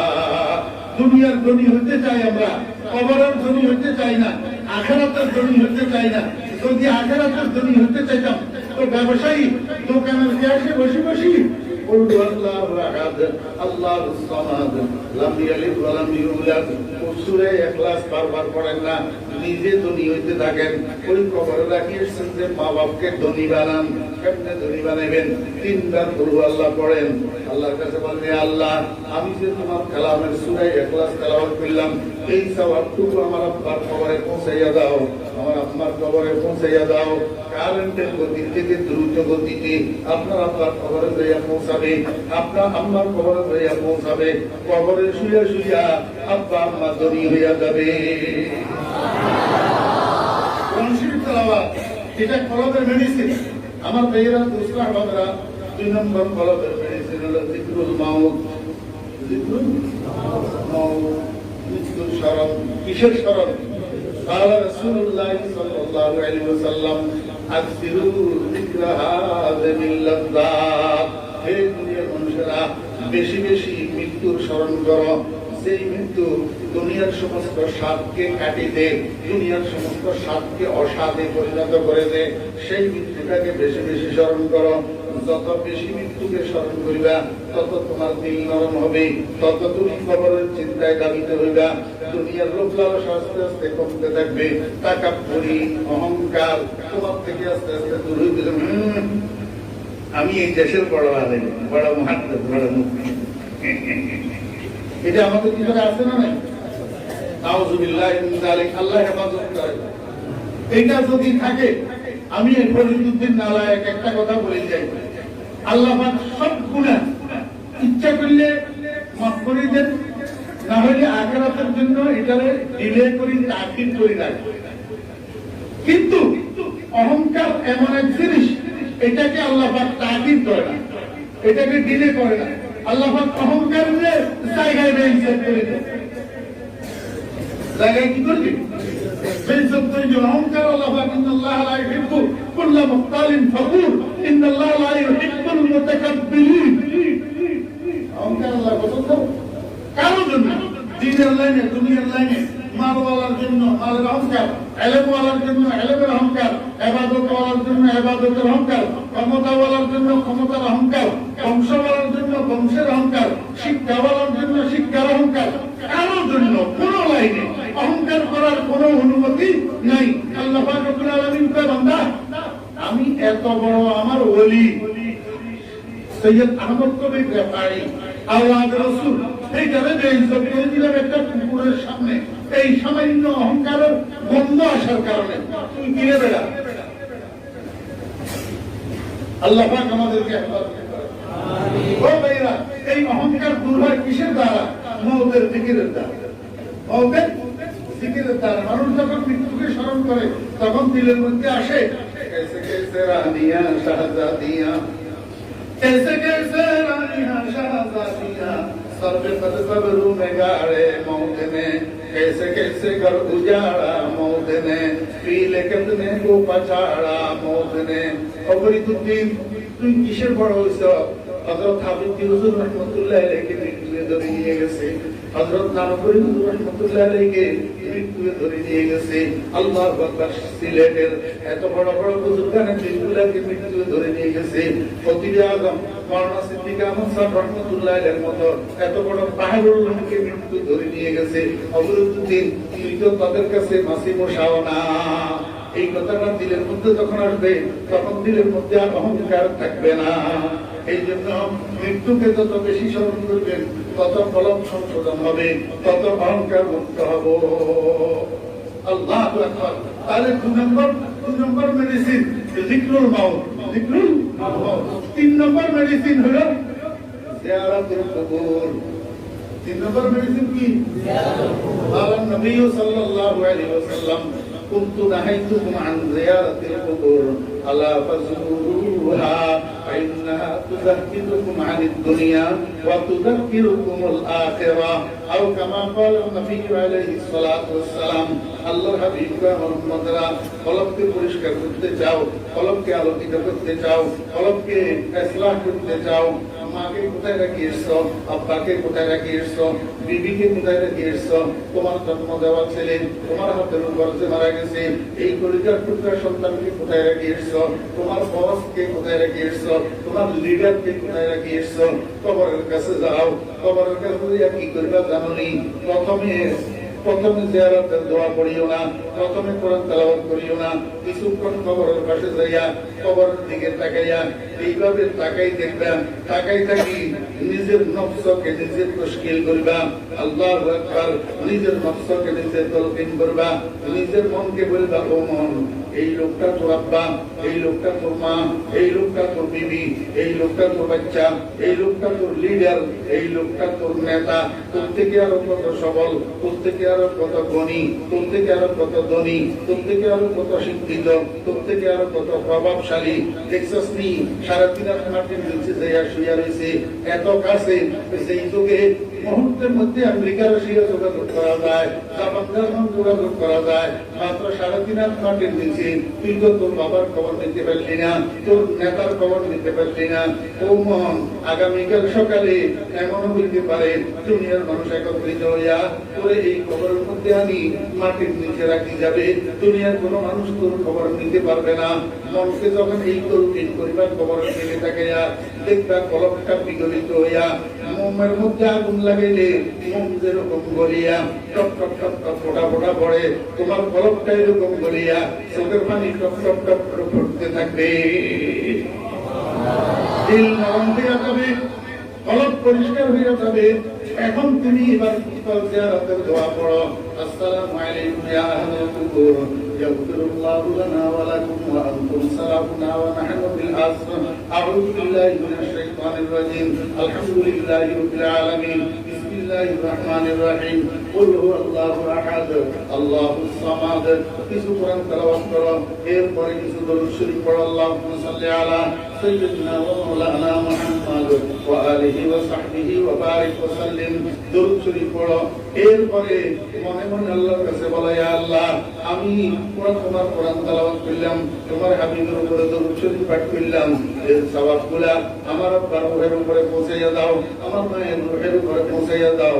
হে আল্লাহ, আমার পূর্বপুরুষ বংশধর মুরব্বিয়ানে কেরাম যারা কবরবাসী আছে সকলের রূহের উপরে পৌঁছাইয়া দাও। হে আল্লাহ, এই কবরস্থানের মধ্যে যত মুসলমান নরনারী শোয়া আছে সকলের রূহের উপরে পৌঁছাইয়া দাও। আল্লাহু আকবার। এই কাজটা যদি পারো প্রতিদিন একবার করবা, প্রতিদিন। আর যদি না পারো কমপক্ষে প্রতি শুক্রবারে হইলেও একবার মা বাপের কবরের পাশে যাইবা, মা বাপের কবর জিয়ারত করিবা। কালা রাসূলুল্লাহ সাল্লাল্লাহু আলাইহি ওয়াসাল্লাম মান যারা কবর আবাওয়াইহি ইয়াওমাল জুমআতি কুতিবা বাররা আও কামা ক্বালা নবী আলাইহিস সালাতু ওয়াস সালাম। আল্লাহর হাবিব বলেন, যেই সন্তান শুক্রবার জুমার দিন প্রতি শুক্রবারে মা বাপের কবর জিয়ারত করে, আল্লাহ পাকের দপ্তরের মধ্যে এই সন্তান এটাকে নেক সন্তান হিসাবে লিপিবদ্ধ করা হয়। ও দোস্ত, শাহী দপ্তরের মধ্যে নেক শব্দ যার গায়ের সাথে একবার লাগে সেই মানুষটা জাহান্নামে যাবে না। যাবে না। তাহলে মা বাপ তো জান্নাতে যাওয়ার হাতিয়ার, জান্নাতে যাওয়ার কি হাতিয়ার? মা বাপের কবর জিয়ারত করবেন আর নিজেকে জান্নাতি বানাবেন। আল্লাহু আকবার। তো কবর জিয়ারতের দ্বারা কলব কি হয়? পরিষ্কার হয়। তাহলে কলবের পরিষ্কার করার, কলবকে সংশোধন করার 3 নম্বর মেডিসিন কবর জিয়ারত। 4 নম্বর মেডিসিন এটা হলো কমান্ড মেডিসিন। 4 নম্বর মেডিসিন এটা হলো কি? Command medicine. এটার নাম হলো জিক্রুল্লাহ। এটার নাম কি? আলা বিযিক্রিল্লাহি তাতমাইন্নুল কুলুব। আল্লাহর হাবিব বলেন, লিকুল্লি শাইইন সাকালাতুন ওয়া সাকালাতুল কুলুব যিকরুল্লাহ। লোহার উপরে মরিচিকা পড়লে এই মরিচিকা দূর করার জন্য হাতুড়ির বাড়ি লাগে, আল্লাহু আকবার, তারের ব্রাশ লাগে। আল্লাহর হাবিব কয়, কলবের মরিচিকা দূর করার জন্য হাতুড়ি, কলবের মরিচিকা দূর করার জন্য তারের ব্রাশ হলো আল্লাহ পাকের জিকির। আল্লাহ পাকের কি? সঙ্গে দিলাম সাইকালে লা পাকে কুম সিনারাবা তিলে উফাতে পাকে কুম। এই জন্য আল্লাহর আশিকরা কয়, পর্দায়ে হস্তি আগার সো জীবনা রে লা ইলাহা পর্দা বিবি নূরে ইল্লাল্লাহ রা। মেডিসিন ডাক্তারের পরামর্শ অনুযায়ী, ডাক্তারের প্রেসক্রাইব অনুযায়ী, ডাক্তারের দেওয়া ডোজ অনুযায়ী সেবন করলে ঔষধে কাজ করে ভালো, চিকিৎসা হয় তাড়াতাড়ি। ঠিক এরকম জিকিরের মধ্যেও ডাক্তারের প্রেসক্রিপশন আছে। ডাক্তারের প্রেসক্রিপশন কি? ভোর রাত্রে ঘুম থেকে উঠি 4 রাকাত, 8 রাকাত, 12 রাকাত তাহাজ্জুদের নামাজ পড়ি, এইবার 200 বার লা ইলাহা ইল্লাল্লাহ, লা ইলাহা ইল্লাল্লাহ, লা ইলাহা ইল্লাল্লাহ, লা ইলাহা ইল্লাল্লাহ মুহাম্মাদুর রাসূলুল্লাহ সাল্লাল্লাহু আলাইহি ওয়াসাল্লাম। আল্লাহু হাযিরি, আল্লাহু নাযিরি, আল্লাহু মা'i। मौजा तौहीद का मुझको चका दे, तेरे अगियार से दिल को छोड़ा दे, तेरे अगियार से दिल को छोड़ा कर तेरे दर से लगा मुझको खुदाया। ला इलाहा इल्लल्लाह। কতবার? 200 বার, এরপরে 100 বার, এরপরে 400 বার। ইল্লাল্লাহ ইল্লাল্লাহ ইল্লাল্লাহ ইল্লাল্লাহ ইল্লাল্লাহ ইল্লাল্লাহ ইল্লাল্লাহ ইল্লাল্লাহ। প্রতি 100 বার পরে আবার পুরা কলমা লা ইলাহা ইল্লাল্লাহু মুহাম্মাদুর রাসূলুল্লাহ সাল্লাল্লাহু আলাইহি ওয়াসাল্লাম। আল্লাহু হাযিরি, আল্লাহু নাযিরি, আল্লাহু মা'i। ও মেয়েরা, এরপরে 600 বার, 600 বার, 600 বার আল্লাহু আল্লাহ, আল্লাহু আল্লাহ, আল্লাহু আল্লাহ, আল্লাহু আল্লাহ, আল্লাহু আল্লাহ, আল্লাহু আল্লাহ, আল্লাহু আল্লাহ, আল্লাহু আল্লাহ। ये तलवार है तो धारी, कर दे मेरे हर रग रग में जारी अल्लाहु अल्लाह अल्लाहु अल्लाह। এই 1200 বার শেষ হওয়ার পরে এইবার 100 বার বলবেন আল্লাহ আল্লাহ আল্লাহ আল্লাহ আল্লাহ আল্লাহ আল্লাহ আল্লাহ আল্লাহ। এই 1300 বার জিকিরের নাম 12 তাসবিহ জিকির। এটা আমাদের মুরিদদের কলবকে ইসলাহ করার, কলবকে সংশোধন করার, প্রেসক্রিপশন করা মেডিসিন। প্রেসক্রিপশন করা কি মেডিসিন? ও ভাইরা, যদি আমার কথা যদি বিশ্বাস না হয়, বিশ্বাস যদি না হয়, দিল্লির লাড্ডু কেমন মিষ্টি, জিব্বায় যতক্ষণ না দিবেন, শুধু আরেকজনের কথার দ্বারায় পরিপূর্ণ বুঝবেন না, জিব্বায় দিতে হবে। পরীক্ষা করে দেখেন না ও তালেবে ইলমেরা, পরীক্ষা করে দেখেন মাত্র 40টা দিন, মাত্র 40টা দিন কন্টিনিউ করতে হবে। আলাপ কাওয়াম নাগা করা যাবে না, মাঝখানে মন কাটায় হইতে পারবে না। 40টা দিন কমপক্ষে 4 রাকাত তাহাজ্জুদের নামাজ আর 12 তাসবিহ জিকির।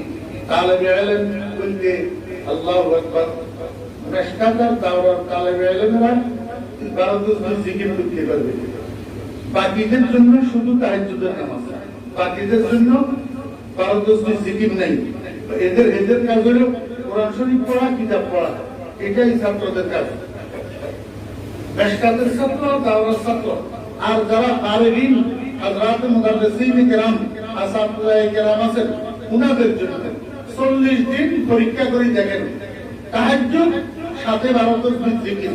40 দিন করার পরে বেলা নাগাদ যদি আপনার কলবের মধ্যে কোনো পরিবর্তন অনুভব করতে না পারেন, আপনার কাছে যদি মনে না হয় যে এখানে কেউ মোমবাতি একটা জ্বালাই দিছে, ভিতরে আলোকিত আলোকিত লাগতেছে, এরকম মনে যদি না হয়, ওই দুদিনের ফাইলে মুখে থুতু মারি দিয়ে